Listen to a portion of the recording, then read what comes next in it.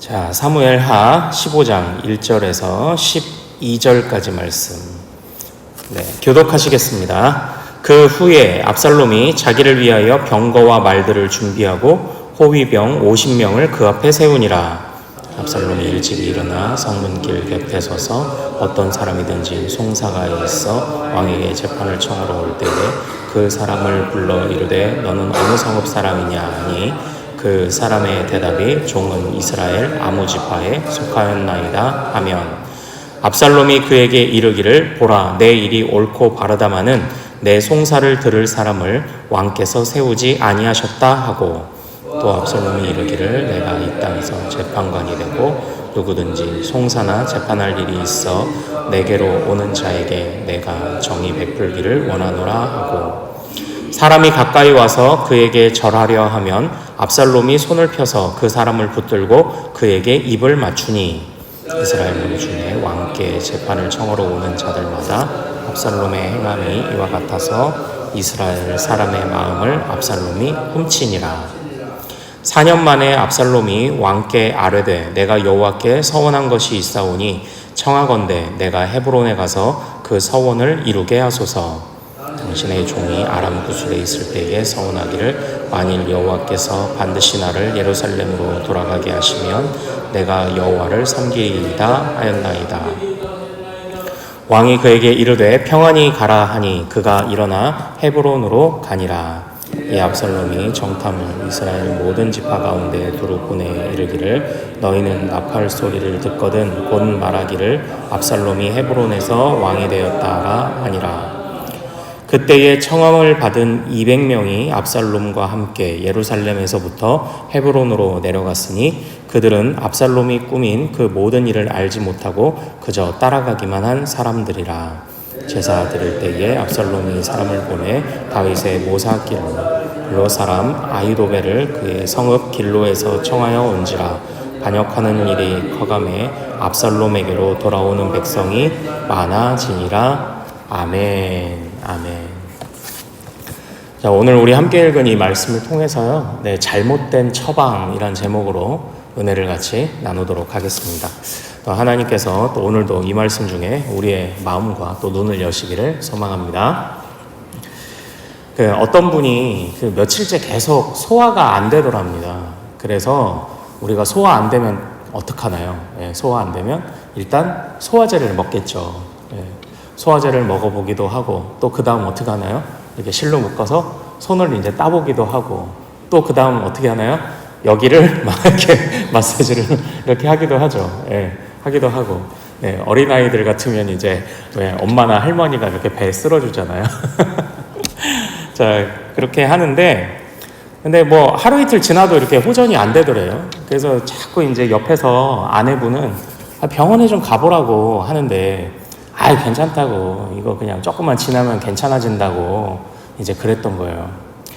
그런데 이제 그 문제는 그 새벽에 일어났습니다. 이분이 갑자기 심장을 부여잡고 쓰러져서 119에 실려갔어요. 어느 기사에서 나왔던 이야기인데요. 우리가 처음에 이렇게 심근경색이 올 때에 약간 체한 것 같은 것과 느낌이 좀 비슷하답니다. 그러니까 이거는 이 전문가가 판단을 해야죠. 그러니까 혹시 이 중에서도 고집 부리고 병원 잘 안 다니시는 분들, 병원도 의술도 하나님이 일반 은총 안에서 다 허락하신 거잖아요. 병원들 잘 다니시고 건강검진들을 잘 하시면서 건강들 정말 잘 챙기십시오. 그리고 아내 말들 잘 들으시고요. 자, 여기를 한번 보십시오. 지금 이 상황을 한번 보십시오. 심근경색이었어요. 그런데 괜찮다고 소화제만 먹었죠. 이게 문제가 뭔가요? 처방을 잘못 내린 거잖아요. 처방을 잘못 내리면 낫지가 않아요. 또한 의사들도 왜 우리가 가다 보면은 아무래도 사실 서울 쪽으로 막 전국에서 막 환자들이 몰려들잖아요. 각 지역에서 진단을 받으면 그래도 병원 몇 군데 이렇게 다녀보시면서 또 정확한 진단을 위해서 또 애를 쓰죠. 정말 정확하게 진단을 하고 정확하게 처방이 내려져야 되는데 잘못된 처방을 내려버리면 병이 나을 수 없다는 거예요. 안타깝지만 지금 이스라엘은 병들어 있습니다. 안타깝지만 이스라엘은 지금 병들어 있어요. 하나님의 거룩한 땅 또는 하나님이 허락하신 평안의 땅에서 평안을 누리고 있지 못해요. 그래서 지금 이스라엘 땅은 병들었습니다. 그 이스라엘 땅이 전체가 병들었다는 것을 누구를 통해 알 수 있냐면 다윗을 보면 압니다. 그래서 이스라엘의 구약에서는 왕, 선지자, 제사장이 타락하면 그들이 백성의 대표였잖아요. 그들이 타락하거나 그들이 영적으로 무지하면 그것이 곧 이스라엘 전체의 영적 무지를 판단하게 만드는 시금석이 돼요. 그래서 어린 사무엘이 성전에서 지낼 때에 엘리 제사장에 뭐가 흐려졌다고 돼 있죠? 눈이 흐렸다고 돼 있죠. 그게 바로 이스라엘의 영적 현주소를 나타내는 겁니다. 지금 다윗이 그렇습니다. 다윗이 지금 계속적으로 판단에 미스를 벌이고 있습니다. 계속적으로 판단에 있어서 잘못을 벌이고 있습니다. 하나님께 묻지도 않고 엎드리지도 않고 회개하지도 않고 돌아오지도 않고 그냥 속만 끓이고 있는 거죠. 그런데 이런 상황 속에서 압살롬이라고 하는 이제 이 아들이 드디어 이제 움직이기 시작을 합니다. 무언가 문제 상황을 보면 사람들은 내가 이제는 무언가를 해야 되겠다는 생각을 하기 마련입니다. 그런데 압살롬을 한번 보십시오. 그가 한번 어떻게 이제 이 상황 속에서 자신이 나서야 될지 어떻게 판단을 했는지 한번 같이 좀 보기를 원하는데요. 우리 2절 말씀을 한번 좀 보죠. 압살롬이 일찍이 일어나 같이 한번 읽겠습니다. 압살롬이 일찍이 일어나 성문길 곁에 서서 어떤 사람이든지 송사가 있어 왕에게 재판을 청하러 올 때에는 그 사람을 불러 이르되 너는 어느 성읍 사람이냐 하니 그 사람의 대답이 종은 이스라엘 아무 지파에 속하였나이다 하면 이렇게 돼 있죠. 어느 지파 사람이냐 하니까 종은 아무 지파의 사람입니다 라고만 말을 하면 그 이제 3절 4절에 이어지는 이야기가 뭐냐, 지금 이스라엘에는 이 왕궁에는 너의 송사를 들을 사람이 없다 라고 말하는 것과 그리고 그 사람한테 내가 재판관이 되겠다 라고 말하는 것과 그리고 5절을 같이 한번 볼까요? 자, 시작. 사람이 가까이 와서 그에게 절하려 하면 압살롬이 손을 펴서 그 사람을 붙들고 그에게 입을 맞추니 이렇게 돼 있죠. 입을 맞추니란 표현이 이제 어제 나왔죠. 다윗이 다시 돌아온 압살롬에게 2년 만에 입을 맞추니 억지로 입을 마지못해 입을 맞추니까 엊그저께 나왔죠. 그게 이제 무슨 의미였습니까? 다시 너의 지위를 인정한다. 어쨌든 너를 인정한다는 의미였죠. 그러니까 지금 압살롬이 했던 그 판단을 한번 보십시오. 지금 송사할 사람이 없다. 그리고 내가 재판관이 되겠다. 그리고 너에게 입을 맞춘다. 요 세 가지를 지금 압살롬이 이 이스라엘 상황 속에 처방을 내린 겁니다. 자, 그런데 이 처방이 과연 하나님 앞에서도 옳은 처방이었을까요? 지금 다윗의 어떻게 보면 이 왕궁에는 송사를 들을 사람이 없다라는 것은 다윗을 향해 느끼고 있는 압살롬의 감정 같아요. 자기에게도 억울한 일이 있었죠. 내 사랑하는 누이 다말이 지금 벌써 몇 년입니까? 사랑하는 내 누이 다말이 그 암논에게 범함을 당하였는데도 아버지가 아무런 조치도 취하지 않은 것. 그러니까 지금 우리 아버지는 송사를 제대로 판단할 능력이 없다. 어떻게 보면 압살롬의 이 생각은 어느 정도 맞습니다. 그런데 이제 그 다음이 문제예요. 하나님께서는 이스라엘에 왕을 세우셔서 하나님의 마음을 가지고 재판하고 송사하고 치리하게 하셨습니다. 그런데 다윗이 하나님의 마음을 잃어버린 것은 맞아요. 그러나 다윗 왕조가 어떻게 세워진 왕조입니까? 사울을 제대로 재판장이 되지 못했던 사울을 해하려 할 수 있었던 위기에서도 참아서 하나님이 세우실 때까지 기다려서 세워진 가문이에요. 그런데 지금 그 가문의 내력을 압살롬이 끊겠다고 말하는 겁니다. 지금 송사를 제대로 못해? 그러면 내가 돼야지. 이게 지금 압살롬의 처방이었던 겁니다. 물론 답답하죠. 정말 송사를 처리할 능력이 없는 아버지 또는 지도자를 보는 그 마음은 답답하죠. 그런데 하나님의 방법이 과연 이것일까에 대해서도 진지하게 여겨야 합니다. 왜냐하면 하나님 앞에 무지한 자들은 하나님께서 그들 머리에 이미 숯불을 올리신 거예요. 이미 숯불을. 이건 참 어려운 지점입니다. 참 어렵습니다. 그런데 이제 이 압살롬의 어떻게 보면 저는 이제 이 이야기를 보면서 이제 오늘 사실 주제가 압살롬의 반역이 시작되는 건데 압살롬의 마음이 좀 이해가 가기도 합니다. 어느 정도는. 이해가 가요. 그래서 사람들이 오면은 종은 그냥 나는 종입니다 라고 말만 하면 갑자기 끌어안아서 입을 맞추고 이렇게 차곡차곡 자기 사람을 만들어 가기를 7절에 보면 4년을 이 일을 했답니다. 정말 압살롬 너무 치밀한 사람 아닙니까? 진짜 치밀한 사람이죠. 그러니까 이걸 보면서 압살롬이 좀 이해가 가기도 하는데 그러다가 이내 정신을 딱 차려야 되겠더라고요. 제가 이 말씀을 묵상할 때. 그러면서 이거 까딱했다가 압살롬의 반역이 오죽하면 이랬을까. 다윗이 얼마나 못났으면 오죽하면 이랬을까 라고만 이 압살롬의 반역을 정당화시키면 정말 안 되겠구나 이런 생각을 합니다. 다윗이 빌미를 제공한 것은 맞습니다. 그러나 반역을 하기로 선택한 것은 그건 압살롬의 잘못이에요. 세상에 우리를 자극하는 것들 많습니다. 그러나 그거 핑계댄다고 해서 우리가 저지른 죄악의 그 정도와 하나님 앞에 보시기에 판단이 작아지지 않아요. 우연히 밧세바를 봤죠. 볼 수 있습니다. 그러나 빨리 왕궁으로 들어가야죠. 그런데 그 여인을 불러오게 한 것은 다윗의 죄악이었던 것처럼 다윗이 빌미를 제공은 했지만 반역하기로 선택한 건 압살롬의 잘못입니다. 압살롬이 결코 잘한 일은 아닙니다. 그러니까 지금 압살롬이 계속 잘못된 처방을 내리고 있는 거예요.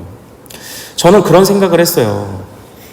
압살롬은 그래 그 누이의 억울함을 위해 2년을 참을 수 있는 사람이구나. 어느 누가 그래요. 자신의 억울함을 위해 그 술에 가서 2년을 버틸 수 있는 사람이구나. 또 다시 돌아와서 왕이 부르기까지 2년을 버틸 수 있는 사람이구나. 그리고 또 이렇게 사람들 마음 얻기까지 4년을 버틸 수 있는 사람이구나. 압살롬은 사실 좋은 능력 가지지 않았습니까?